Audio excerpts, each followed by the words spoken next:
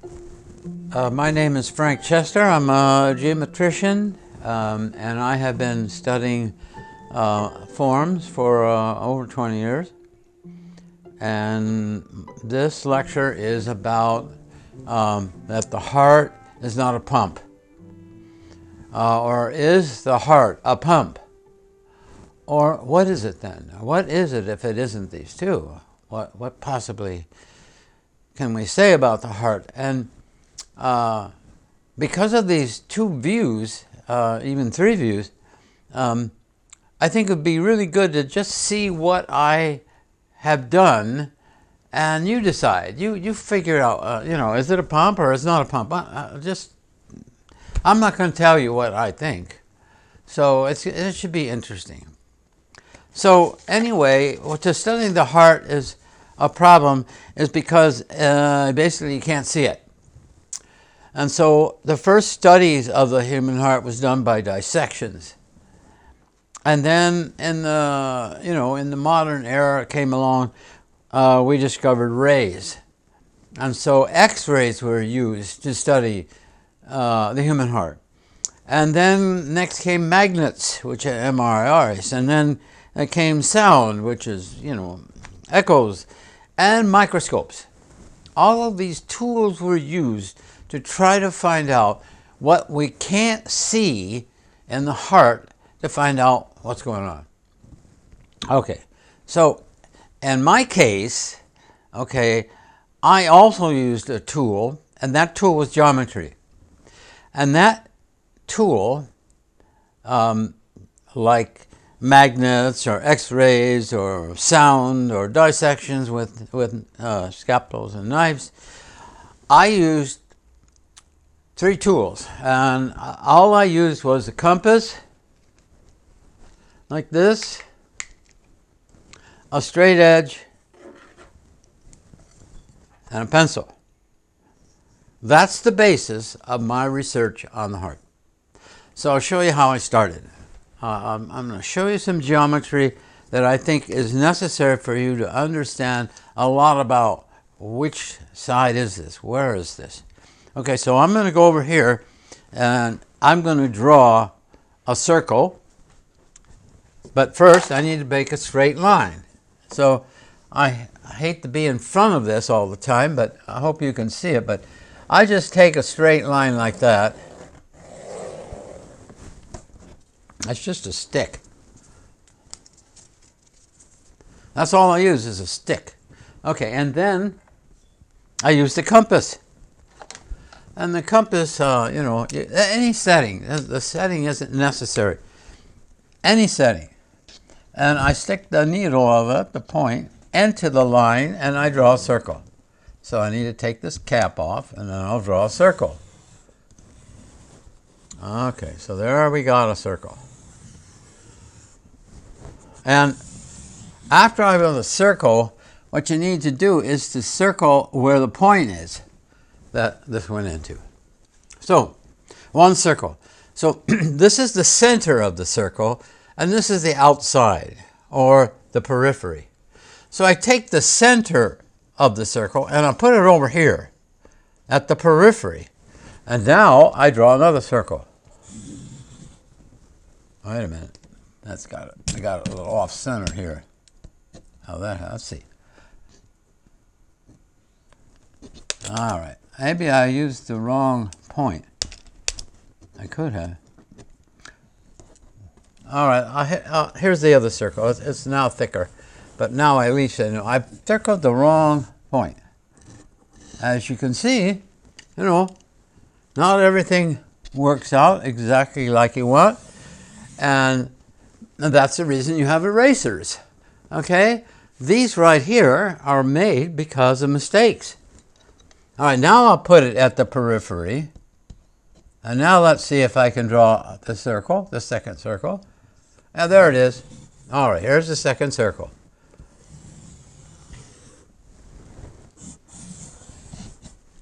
What I've just drawn here is the most significant thing in geometry that you can think of. It's just amazing, these two circles. Because if I go back to my stick, and I draw a line where the two intersect, okay? The two are going to intersect right here on a red line.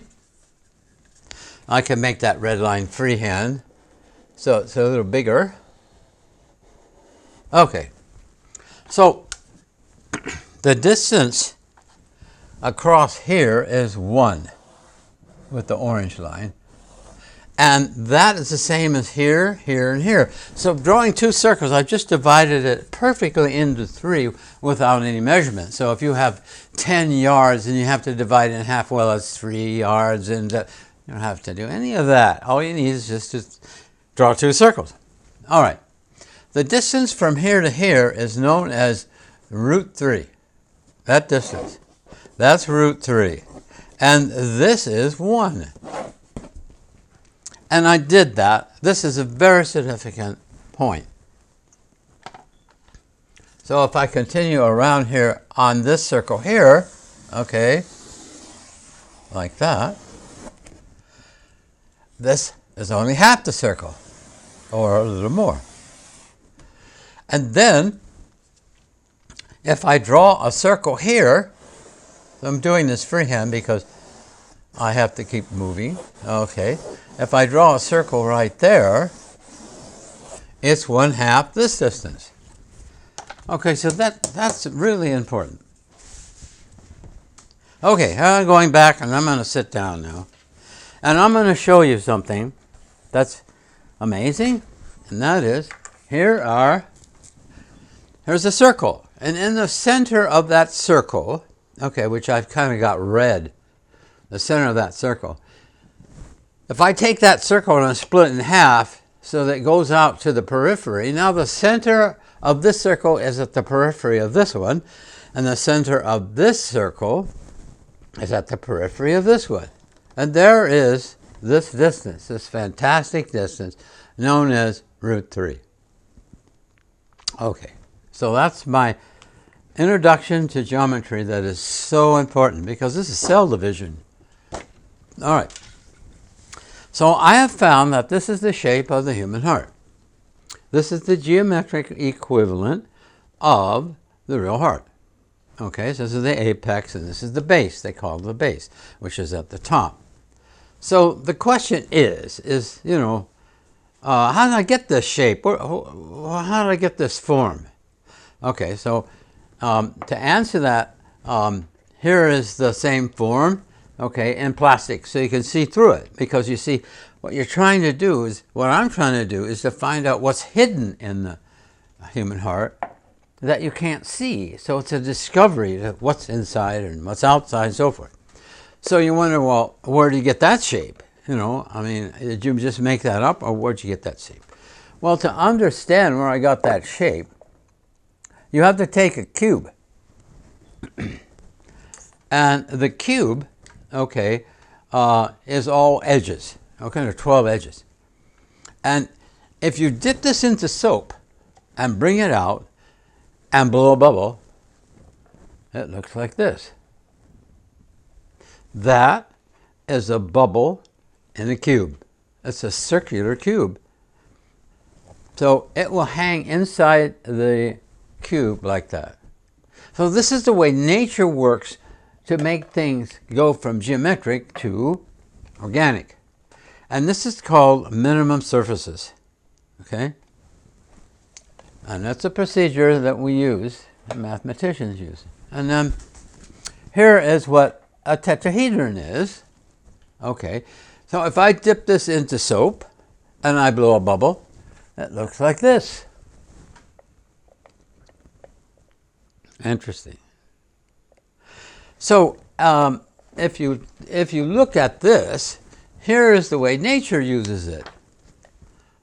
Okay, this is a marine animal, okay, a radiolarian, and you'll see that it has a bubble. There's the bubble, and there it is in the middle of the skeleton of this marine animal. And of course, then the outside, okay, appears as a tetrahedron. So, what happened is that to get this shape, I did the same thing. What I did is I took and made a structure just like the cube or the tetrahedron. But this is based on a discovery I made of a 7-sided form. This is 6. I mean, this is 8, and this is 1, 2, 3, 4, and this is 8. This is 7. All right, so what I did, just like done here, or in the process that nature uses to get minimum surfaces, okay, I dipped this form, but a little bigger. I dipped it in soap. And this is what I got.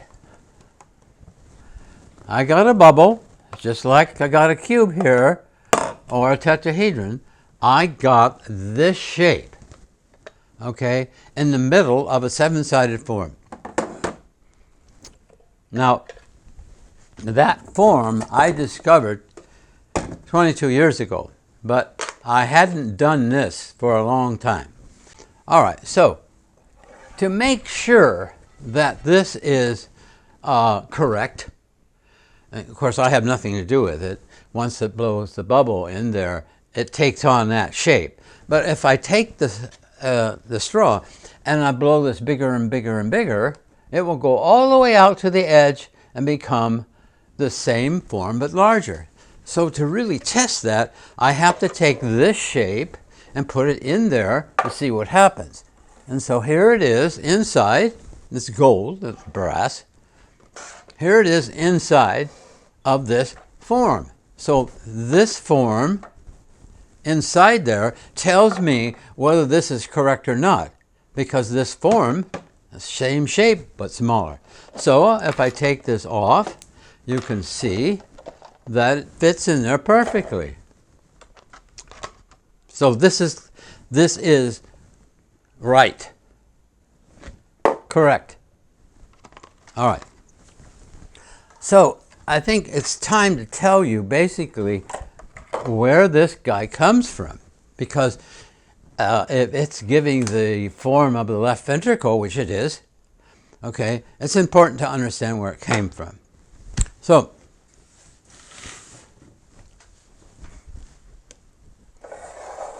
when we first started out, I showed you a tetrahedron. And the tetrahedron, okay, which is this one,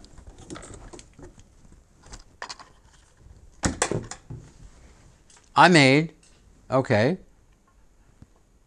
with all faces, straight faces. And there's 4 triangles that make this up. Now, what I did was I took a cube and I put the tetrahedron into the cube. All right. So here's the cube, so you can see through and see the tetrahedron that I put in here. So if I put the tetrahedron in there, it fits in the cube because I made it the right size, so it would go in, not too big, not too small.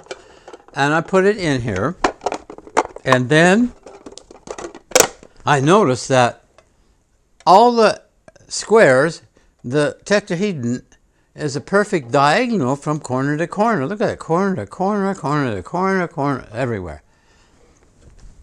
All right, and then I realized that from this corner to this corner is the axis of the tetrahedron in the cube is root 3. It's root 3. It sits in the cube at root 3. And root 3 in the cube is approximately between 35 and 36 degrees. That's at the angle that it fits in the cube. All right, so this is what I did to get this form. I took that same cube and the tetrahedron, and what did I do? I spun it. I spun it like that. And when I spun it, all the triangles got smaller and appeared a kite shape. A kite shape appeared. So what happened is that the triangles opened up. And right there, halfway down, okay, halfway from the center, from the edge, halfway down, I stopped it, and it made a perfect 7-sided equal surface form. So this form comes from a tetrahedron spun in a cube. All right. So now you know where this came from. See, these opened up. See how they opened up? When I spun it. Now, I continued to spin it. Continued to spin it. And when I did, I got this form. And this form is all the way as far as this can go. It can't spin anymore, because what happens at this point goes over to the center everywhere and makes this shape. And this shape, okay, this is halfway spinning, and this is all the way. Can't go any further. So, one of the things that what really I tried to understand about the heart is that all of the doctors, all the researchers, no, not all the doctors, but all the researchers that study the heart, they use x-rays. Of course, I already said that's part of dissections and x-rays. And here they took an x-ray of the front of the heart, from the person's heart. There's the spinal column. And then they went around to the side of the person, and then the spinal cord is there. I noticed that these here are, angled, and then at the top of the x-rays they took, it also has an angle. So I'll try to show you what I mean, is that all of the pictures they have of the heart in the human body are at 45 degrees. That's 45, that's 45, that's 45. So, like I said before, the 45 degrees, goes across the corners, okay, of the cube. I thought, oh my goodness, the heart has something to do with the cube. Okay, so what I did, these are x-rays of the human heart in the side of the body, in the front of the body, and the top of the body. So you can see that there is the spinal column from the top, and then from the front, the spinal column is going this way, and then you turn to this side of the spinal column here. So basically, the research says that from these views, this is right off the cardiological studies, saying that the heart sits in the human body at 45 degrees. And sure enough, all of these are at 45 degrees, every view, the front, the side, and the top. But you see, the problem is that the heart is a three-dimensional form, and it's sitting in a three-dimensional body. So, to try to figure out what's going on here, what I did is I took those same x-rays and I put them in a cube. So here's the side, here's the front, and here's the top. Okay, and this is 45 degrees, and this is 45 degrees, and this is 45 degrees. So they're right, except the problem is this is a three-dimensional form, and the heart sits in a cube, okay, at root 3. So there is the front. You can see there's 45 degrees. And here's the side, that's 45 degrees. And the top has 45 degrees. But that's root 3. Remember that this is the same stick, okay, that I used to explain root 3. So here is a two-dimensional application of root 3. And now it's in a three-dimensional form.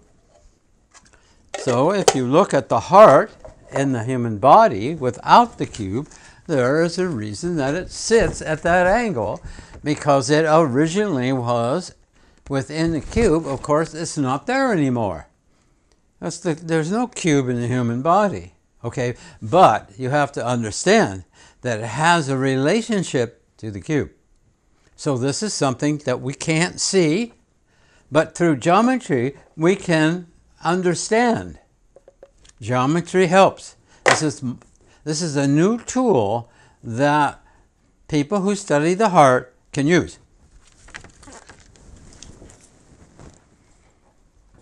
So what I did here, as I told you, this was in the center. So I take the plastic tetrahedron that is edges only.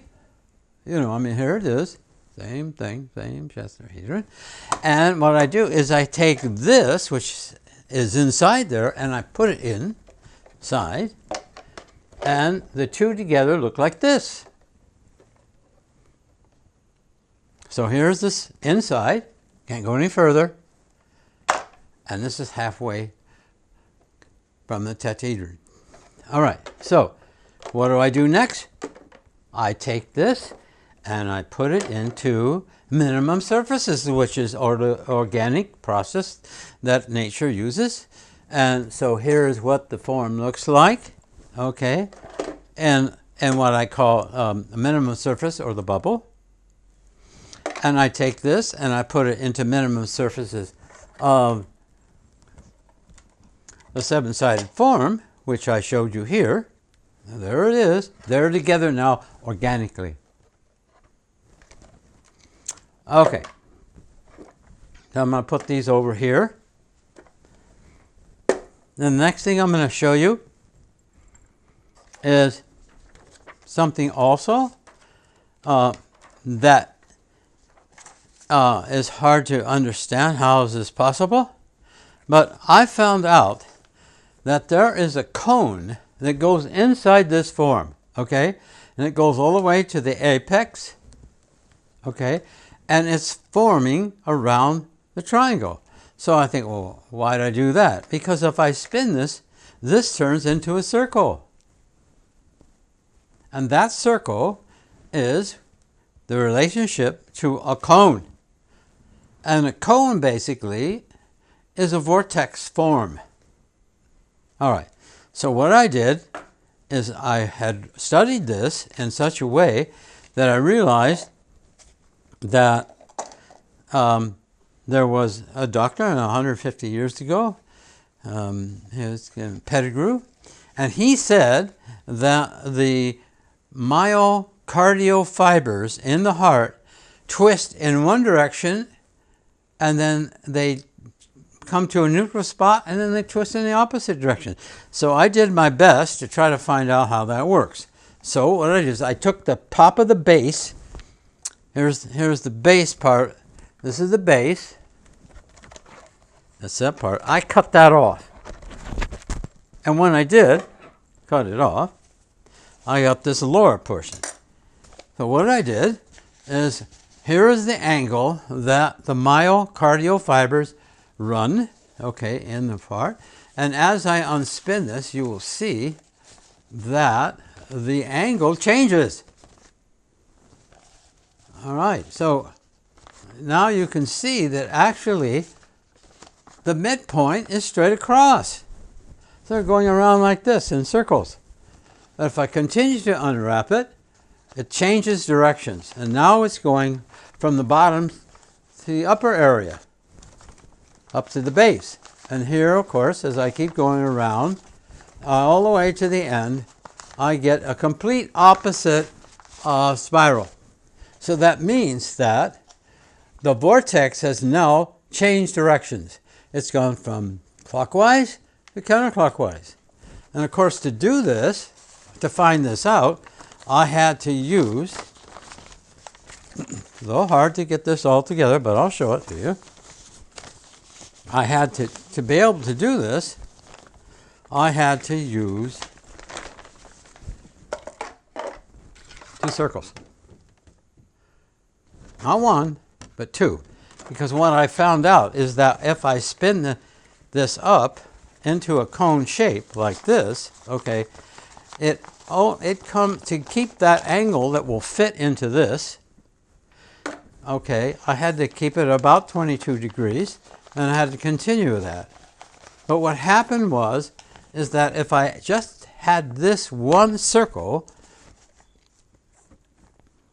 it's not it's not 8 layers. It has to be 8 layers according to the research.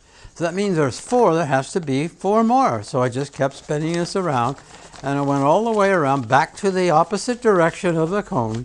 Okay, and now I have 8 layers. I have 8 layers that spin from the outside. It moves down, okay, on this one, and then it moves in. So to show you that, what's happening here. Also, I want to show you that there is this cone. This cone is accurate. Okay, that's the cone. That's 8 layers. And then, of course, this is the upper cone. Yeah, the other half. Now, if I put them together, they're the same cone. That's the way it should be. And again, if I put this back into here, you can see that that circle, okay, that's being created, when I spin it, the geometry, okay, stays consistent. And there it is. It goes in, and there's that circle right there. So that shows you that the vortex, or the cone shape, is accurate in relationship to this.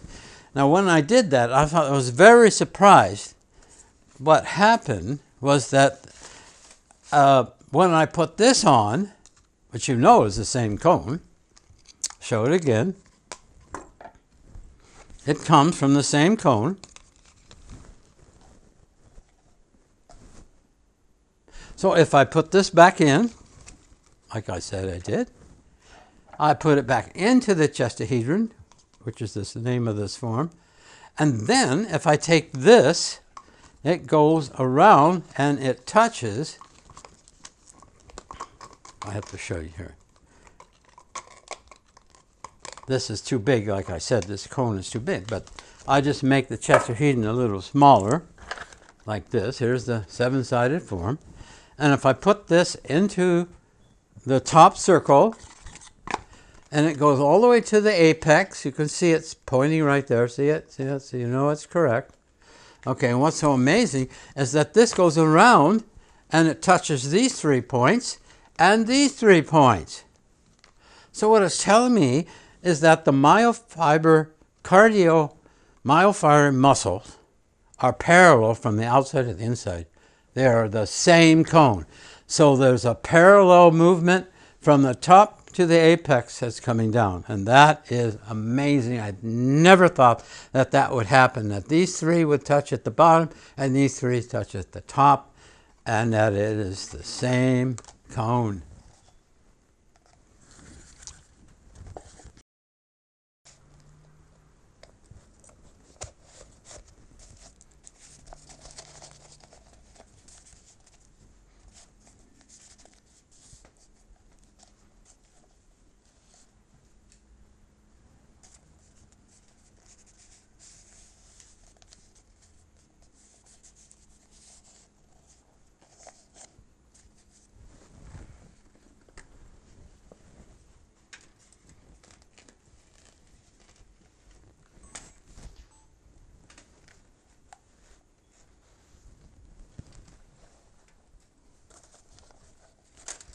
Okay.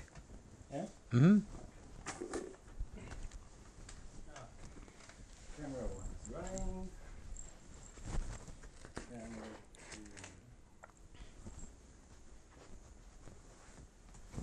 2 is running, and we're good to go. Okay, here we go. So if we go back to this, these are the myofiber cardiomuscular fibers, and I've used lines, although cardiomyofiber muscles are not lines, but they're actually a bunch of fingers that are connected all the way around. But I use lines to show you the direction that they're going. So if you look at the outside and you follow this line up and you go inside, you see that it turns the opposite direction. So I wanted to know how that would be with the base on it. So I made it. And this is what it looks like. The red is the base. Okay, and these are the myofibers. Okay, they're going here in this direction. Okay, they're turning counterclockwise. And then if you look inside, it's going clockwise. You can see what happens is they come up like this. They go across the apex. I'm sorry. They go across the base and then back down in the opposite direction to the apex. And if you look, these lines compared to the inside, okay, are opposite of each other. They're 60 degrees. So there's a 60 degrees here, okay, of these fibers that are going around, looking through and seeing at the other side. So if the outside looks like this, the outside goes out, it goes over the base and then down into the inside in the opposite direction. So that's the base. So to get from the inside, which is turning clockwise, and from the counterclockwise is from the outside to the inside, there is a form that you saw here when I did this, that as I unwound it, they eventually get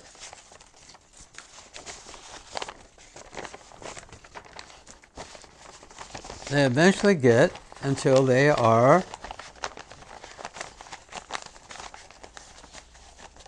straight across where the two meet, where this circle, just like these, when these two circles meet here, it's going horizontal. So I made this is the neutral point of this spiral turning clockwise and this spiral turning counterclockwise. So the middle looks like this. And you notice that all of it is going horizontal.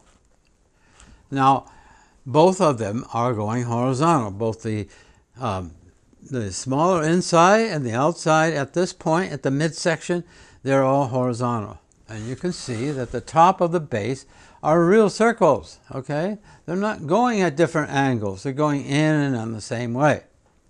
So this is the mid-level of the myofibers inside the heart.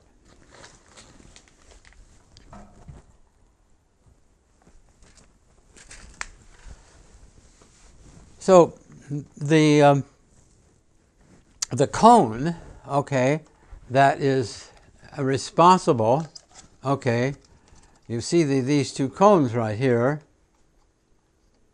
This is the inside cone, goes to the apex. This is the outside cone, which are the same cone. So they are parallel to each other. And between these two cones, it goes from clockwise to counterclockwise. So this cone here has a clockwise movement, and this has a counterclockwise movement. So we have to figure out what's going on there. Well, one of the things that I found is that they talk about this section. This is in the human heart, and it's a band, and it goes down one side, and it curls around and goes back up to the other side. Now, they know it's there, but how come, or what's going on? So I made that cone, and so that you could see that this part here goes down, and it goes around, it goes down and around, and back up to the other side. So it goes down, around, and back up to the other side. So this is a band, okay, I think has something to do with keeping the heart from expanding too much, or maybe even contracting. But so to find out what this is all about, I studied it. And so I found out that it's the same size cone as this cone. See? They're all the same size. They all work out. Okay, so let's undo this to show you what I found. I'm going to undo this. There's the band. How come it's like that? Who knows? No one knows. They just know that's there. Okay, so it's not seen what that could possibly be. These things that you've been seeing are not seen. So the geometry shows you what this is all about. Now here it is. If you let this loose, that band turns into two circles, 1, 2, just like these. If I put these together, now you have two circles, and what do you have? Root 3. There's the root 3 again. Not only does it appear in a band when it becomes a coil, okay, flattened out into two spheres again, or flat circles, root 3 again. So here's the root 3 here, and of course in the heart you saw that the heart sits at root 3, okay, and root 3 is between the cells when they divide. Okay, so you've seen that. Some of the things that I have never lectured on before. Okay, so one of the things that's very interesting about this form. Wait, Frank, sorry, one more time. Can you fold this up one more time and yes. roll it up and so okay, so what I'm going to do is I'm going to fold this up, okay, to its original shape. So you can see it's root 3, flat pattern, root 3. Here's root 3. See the row? There's your circle. There's your root 3. The other half is over here. Two circles. So what I do is I take these and it's not easy to do this, but I can certainly do it. Okay, I have to make this into a vortex. Actually, the vortex is starting to form. Okay, it's getting steeper on the sides. Okay, so I have to kind of work with it to keep it together as it turns into each other, because these are two circles, which you saw. See, I'm getting it. Can you see that this is starting to bend?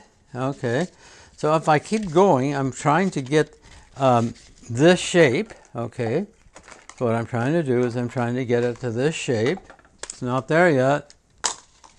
Now I keep going around here, getting a little bit better. You can see it bending more.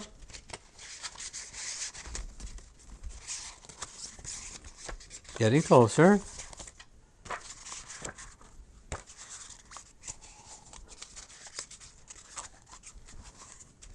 And now you can see the loop is starting to form. See it? See the loop? I call that Frank's loop. Okay, so I get to the point where these are opposite sides, like this, as you can see. Now these are opposite sides. And I'm almost there. And let's see how close we are. Oh, real close. And there it is. There is your band. It's going around, and this is on opposite sides. Now that's marvelous. And it's root 3 again. So root 3 has a lot to do with the design or the what we're finding about the invisible part that the geometry can actually show now, that X-rays, MIRs, magnets, echoes, sounds, microscopes cannot find. Geometry can find it. And geometry is nothing but a stick, a compass, and a pencil. And there's no measurements. Never used a computer on any of this. I haven't needed it. I need a computer to illustrate it. That's about all. There it is. There's your little cone.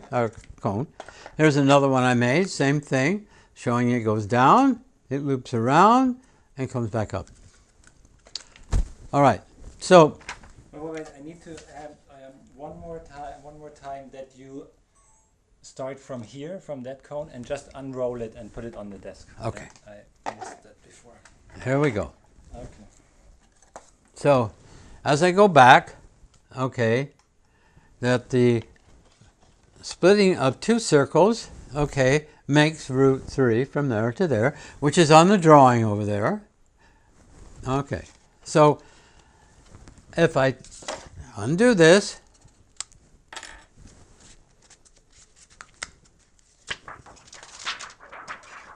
that turns into this beautiful spiral. And you already see the root 3 coming into existence. there are the two circles, right, flattened out. I'll turn it this way, maybe it kind of likes to bend. And remember, they don't know where this comes from.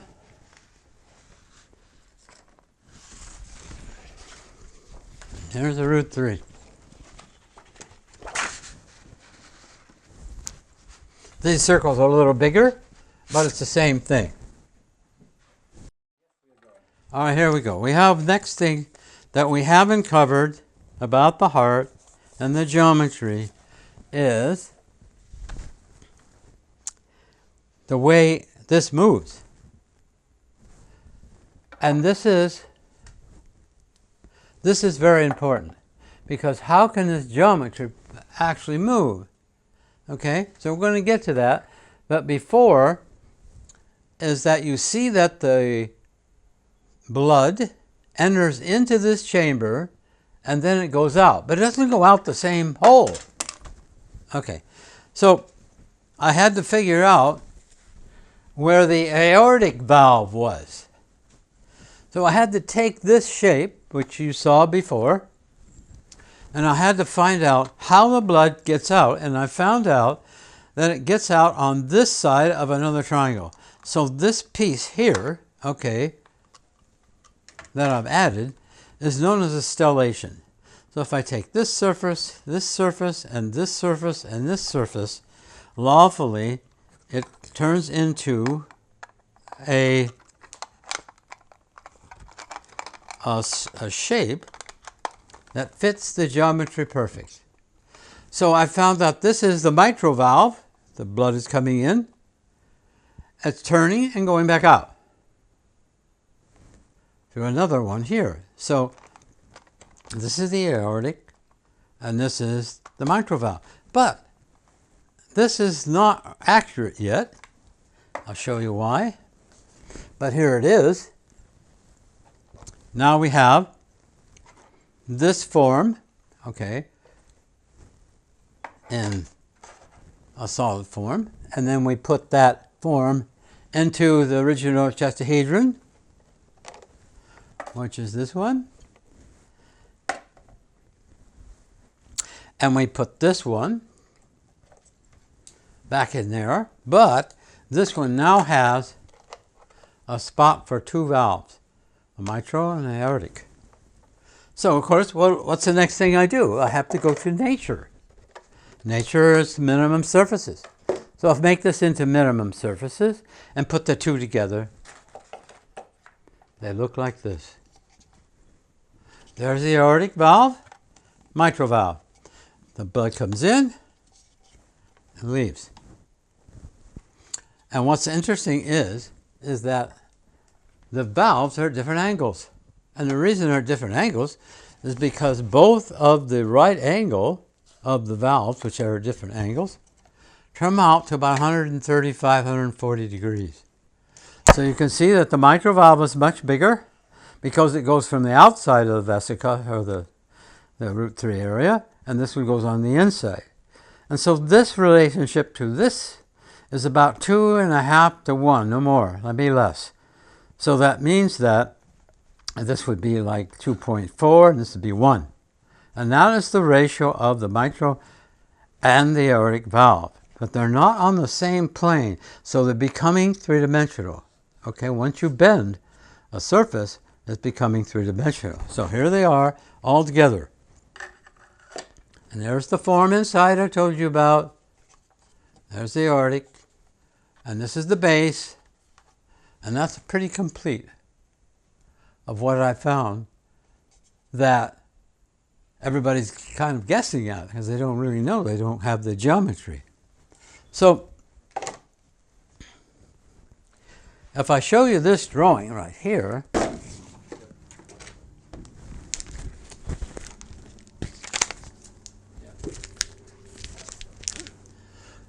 you ready? Yes, I'm ready. All right, this is the top view of a real heart. Okay, the atrium has been taken off. Okay, and here's the mitral valve, which is coming from the lungs, the red blood, and it's leaving out the aorta. Now the aortic valve is coming off the side of the base. So if I drew a circle right here, that's this circle. But it's triangular. Notice that's triangular. And that's this angle. So if I put the heart at the same angle as this photograph of the heart, you can see that this is the aortic, and this is the aortic, and this is the mitral valve. And there they are in relationship to the geometry to the real heart.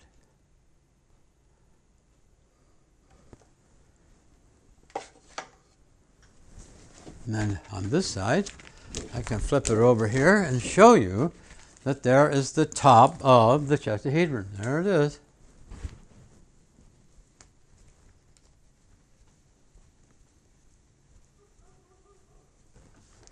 Oh, I'm going to tell you something that I had to work out, and I figured it out. But I haven't given a lecture for 5 years, so a lot of this wasn't known 5 years ago, because during that time I worked. Even though it wasn't always easy to work, I did continue to work. But anyway, one of the things that really got me about this is that the inside of the heart turns clockwise and the outside turns counterclockwise. Now, what's going on here? You know, what is behind that? So I decided that I would take a placemat and I would roll it into a shape. And I saw somebody else did this, but I had seen this almost 10 years ago before.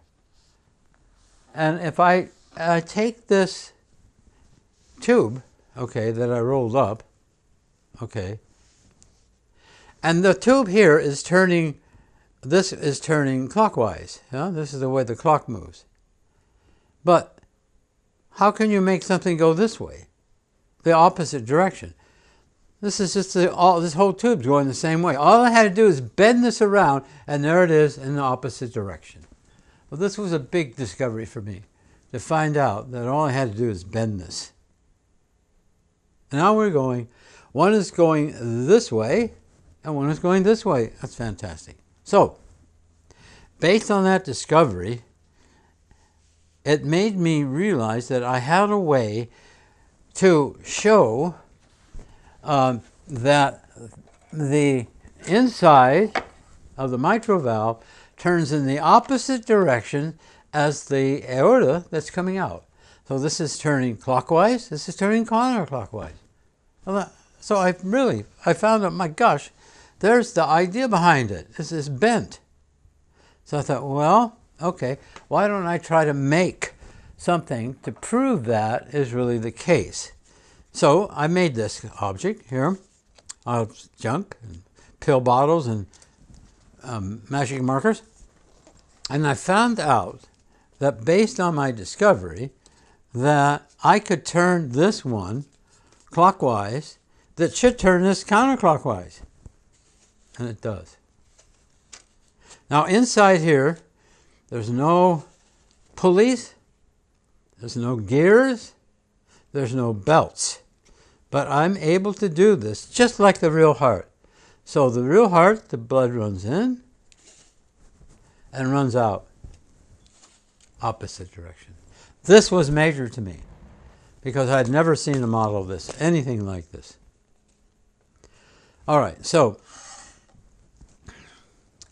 in relationship to this discovery,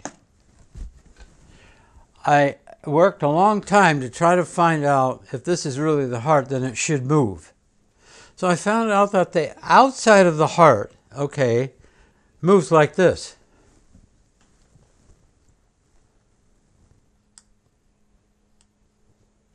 And what's happening is the triangles are expanding on the sides. And so are the kites. So it's moving at this part of the heart. So everybody that uses the tetrahedron as a model never can explain why it comes down like this and then it pinches in, which is the real heart does. Okay, so what's happening is this triangle right here and this one here are moving out. And if you look at any beating heart on the internet, you'll see that every place on the form, this is the only place that moves. And of course it makes sense, because of this model.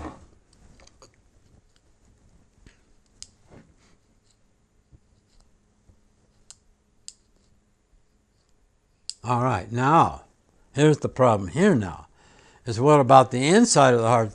This part, we know that the outside moves by these triangles. They move out. So the outside is compressing and it's contracting and expanding at 3 points, which is 3 triangles and 3 kites. But the inside has this form.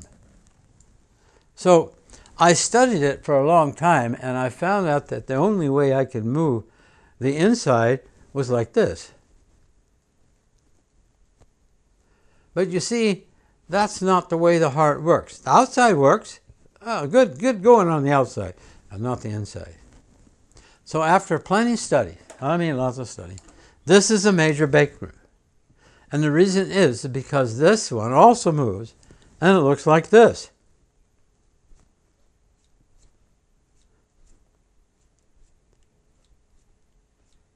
And it moves the same time this moves. And they move together. And this is the first three-dimensional form that moves in 3 directions at the same time. It moves back and forth, right to left, and from bottom to top at the same time. So this one's moving here, and this one is moving on the outside. All right, so I need to take this one and put it into this one and see if I can get them both moving at the same time. So I made a model. Kind of want to come over here and see the way it works. Here it is. One moment.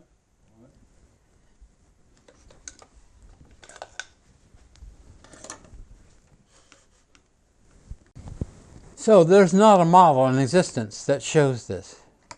Nowhere. Never has been.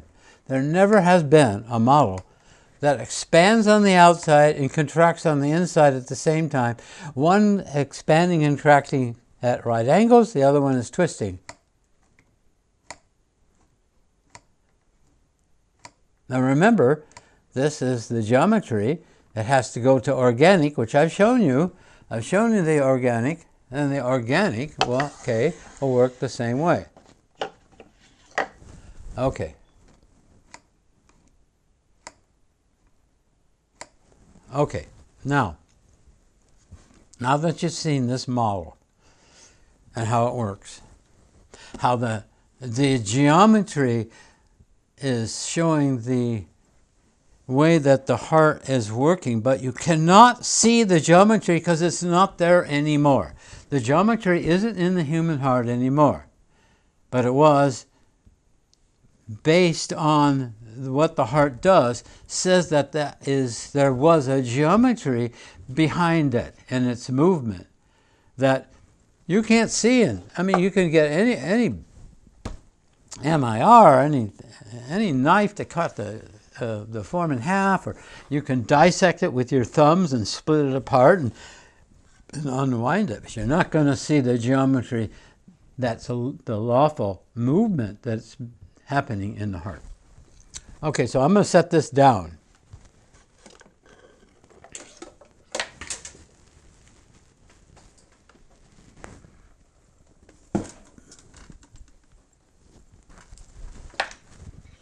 Now,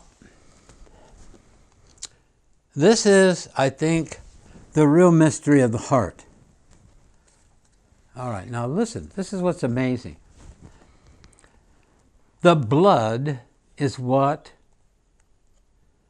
opens and closes the valves. This valve, mitral, this valve, aortic, are opening and closing based on the movement of the blood. Okay, so remember that the movement of the blood and the understanding of it is very difficult because, you know, the magnetic magnets and echo, sound, and dissection, and so forth and so on, it isn't seen. Only the geometry is seen. So this is what's going on in the heart.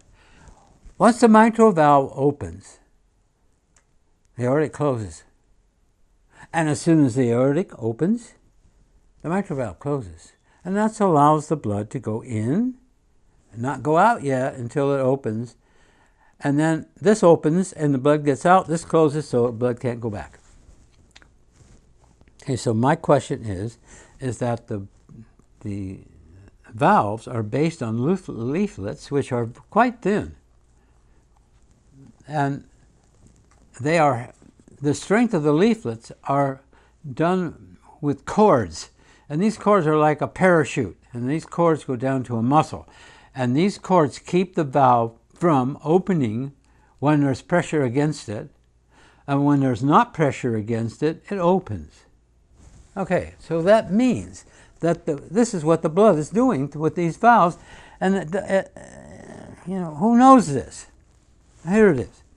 This is what is actually happening in the heart that you can't see. This is what's happening. The blood enters. Okay. This is open. That one's closed. To close this one, you have to go in the opposite direction.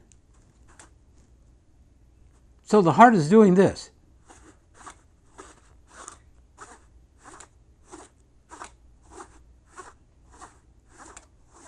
And this is opening and closing the valves. I don't know. I've read an awful lot of books on this. I studied 1 year. Never had any explanation that this is what's going on. Okay, so this is revolutionary, that this is known. But what isn't known is how is this possible? How can this one turn this direction and this turn in the opposite direction? This one opens and this one closes, and then this one opens and this one closes in less than 1 second throughout your entire life. This happens in less than 1 second, 9/10 of a second. This is going on. So it's doing this, not like this. I mean, 9/10 of a second, that's fast. This is going like mad. And the only explanation for this, okay, the only explanation is that something inside the geometry of the human heart is going on. And this is the real essence of what I've found, yet that is just so powerful. The inside of the heart has a chamber, and this is the shape of the chamber. This is the architect. This is the architecture of the internal chamber. I call it a chamber. Okay. So what's happening is that because of this geometry, it's reversing all the time. It's reversing like this. Look. This part's going, the blood's coming in, out, in, out, in, out, in, out. And it goes like this because that's how the heart works. It works like this. So it's forcing the blood this way and sucking it this way. It's doing reversing this way, and now it's sucking this way and reversing the other way. And this is the secret of the pulse. This is how come the heart has a pulse.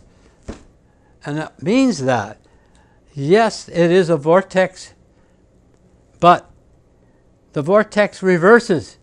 And that's why you have all these reversals in the shape that I showed you with this one. That's why these are different going. This is why they're spinning. As they spin this direction, this direction, this direction. And these are like rubber bands that pull it back, goes forward, pull it back, pull it back, pull it back, and it's making this form. Look at that. That is the secret of the pulse and how the blood opens and closes two valves opposing each other. So one valve is open, one valve is closed, and this is why. That is my contribution to the best breakthrough I've had yet. Okay, so I'll show some new research that's coming up. What else am I going to do? Well, what's next? Okay, I'll show you what's next. One, if I look at this drawings here that I set up, all right, so I go back to my two circles, which I started at the very, very beginning. I'm going to show you my new direction into this research. And as you know, as you split this in half, okay, at the two circles, the center hits the periphery of this circle, and this circle, the center hits the periphery of the other circle. okay, which you have seen so many times. And that's what this drawing is, which I'm sure you know by now. And also, if you look at it, there it is three-dimensionally on a view of the heart that's on the websites of a doctor. And I'm going to color this in because it's the same drawing, okay, so that it relates to this, because this is twisted around, and that's okay. So I'm going to color in this part.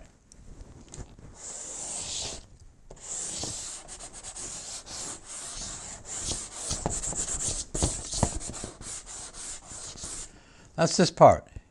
Notice how this comes around and it hits part of the blue right here, and look where it hits.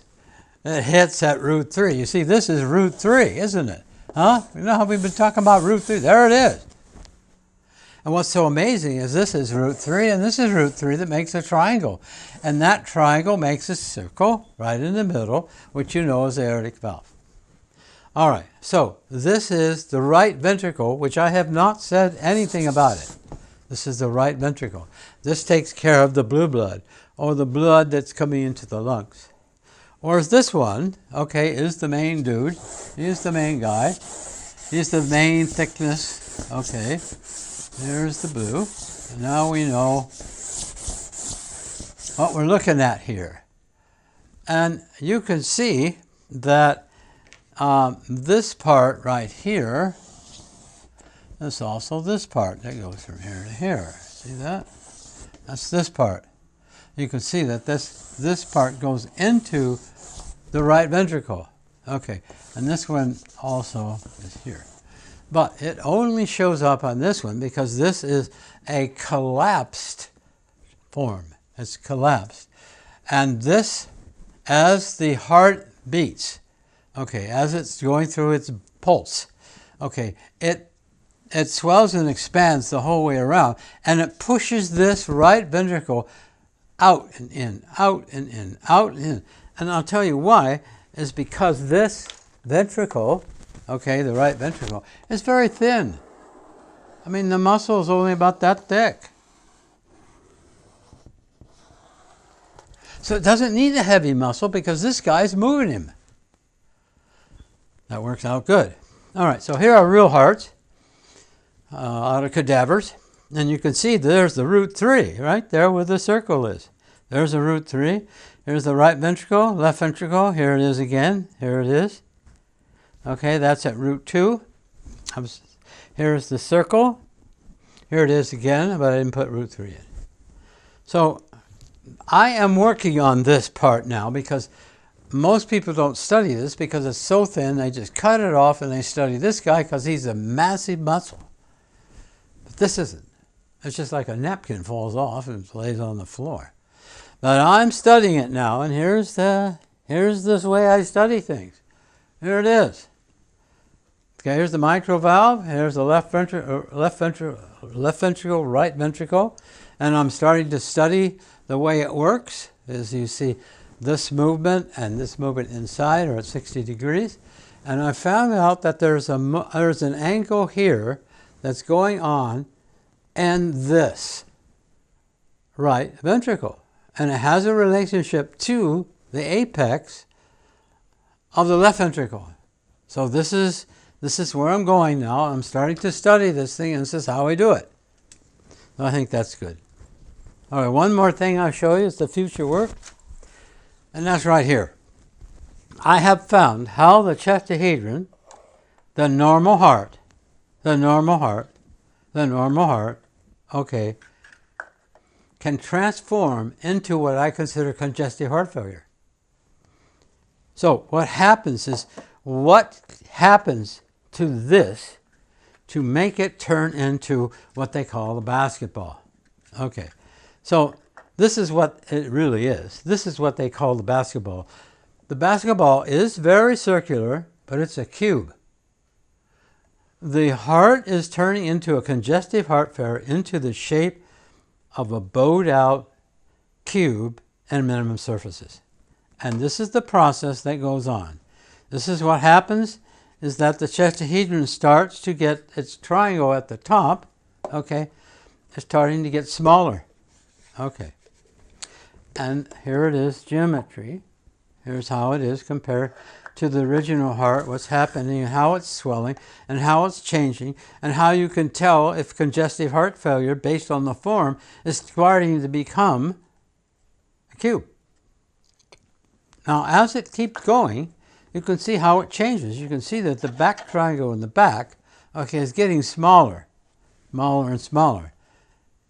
Now, as it moves, okay, this red lines I put on all of them, eventually, this triangle right here disappears to where that white line is, and now it's a cube.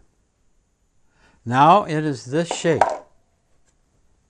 So you know that the distance between here and here, okay, from the healthy heart to a congested heart, has a geometrically metamorphosis that now has been found.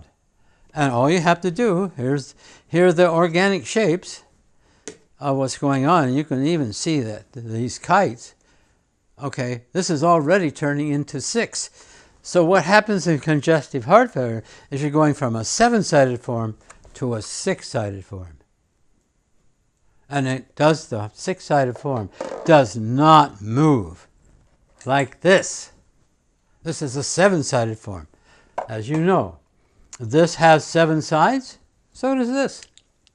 This has 7 sides also. So this is where the new research is going.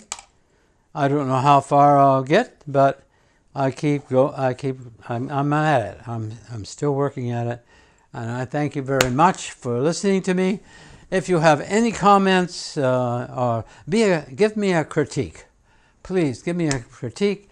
Send me a question or an objection or a positive or something you've seen or this is stupid or whatever. Send me, and then I will put the answers to these questions on another video so you can see them and listen to them, and I'll try to explain my way. So thank you very much for listening, and keep working, because that's where the life is. Thank you.